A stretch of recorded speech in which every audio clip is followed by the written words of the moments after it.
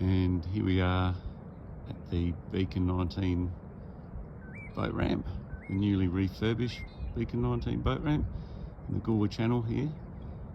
And just give you a bit of a look around. So you got 2 lanes for launching, 2 for retrieval, and looking back towards the Goolwa Barrage there.